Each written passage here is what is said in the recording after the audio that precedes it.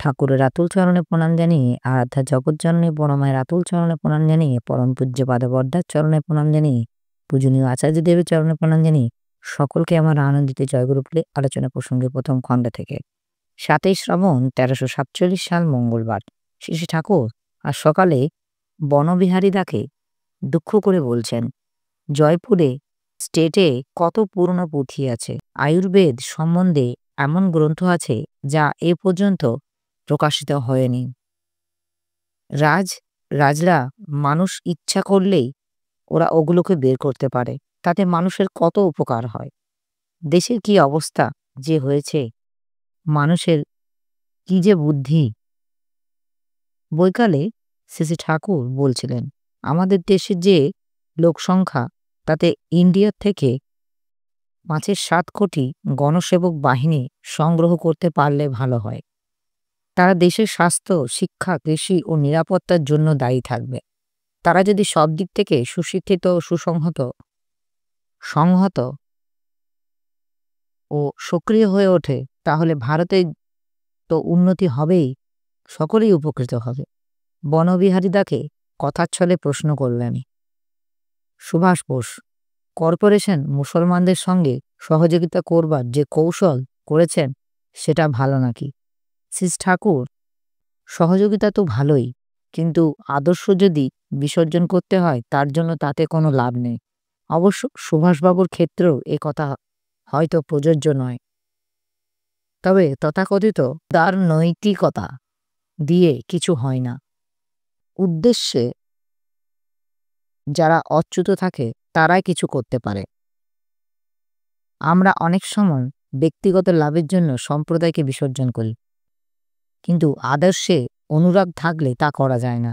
মুসলমানদের মধ্যে প্রতিলোম ইত্যাদি থাকা সত্ত্বেও তারা এক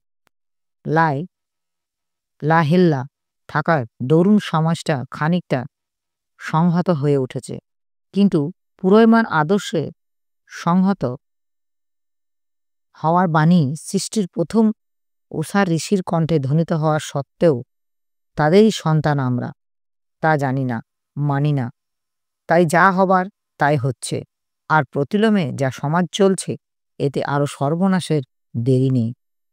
জাতকে ধ্বংস করতে হলে শুধুমাত্র প্রতিলোম ঢুকিয়ে দিয়েই তা হতে পারে।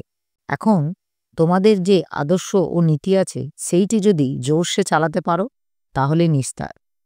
বনবিহারীদা নিজে নিজেই বললেন, তাহলে আমাদের নিজেদের খুব অচ্যুত হতে হবে। হিন্দু বলেও কথা নয়, মুসলমান বলেও কথা নয়, সকলেরই সত্যিকারে ধর্মপরায়ণ করে তুলতে হবে। শ্রী ঠাকুর হেসে বললেন, ওই ঠিক বলেছিস। শ্রী ঠাকুর সতীশ দাকে জিজ্ঞাসা করলেন, নতুন রেজিস্টারে ২৫,০০০ সৎসঙ্গী হয়নি। সতীশ দা, অনেক বেশি হয়েছে। শ্রী ঠাকুর, তাহলে তো ১,০০,০০০ উপর হয়েছে। এগুলি যদি সুব্যবস্থিত হতো তাহলে কি বেরাট হয়ে যেত। এতে চেষ্টার অসৎ যাতা নিরুদ্ধ হতো, শতে ঊর্ধ্বধন হতো, সকলের বাঁচার পথ পরিষ্কার হতো। রাত্রে শেষে ঠাকুর ভোগের সময় হয়ে গেছে, কিন্তু তবু তিনি উঠছেন না। বারবার উঠতে বললেন, ওরা টাকা নিয়ে আসুক। শ্রী ঠাকুর ধরায় তিনি একজনকে ১৭৫ টাকা সাহায্য করবেন বলে মনস্থ করেছেন এবং ৭ জনের ২৫ টাকা করে সংগ্রহ করতে বলেছেন। মায়া মাসিমা বললেন, কতক্ষণ টাকা নিয়ে আসবো? ঠিক কি, তুমি বরং খেয়ে নাও। শ্রী ঠাকুর, মুখে কিছু না বললেও আমি ভাবছি খাবার আগে দেব, তাই না দিয়ে উঠি কি করে? উপস্থিত দাদা, ভাই বোন, মায়েদের আমার আনন্দিত জয়গুলো।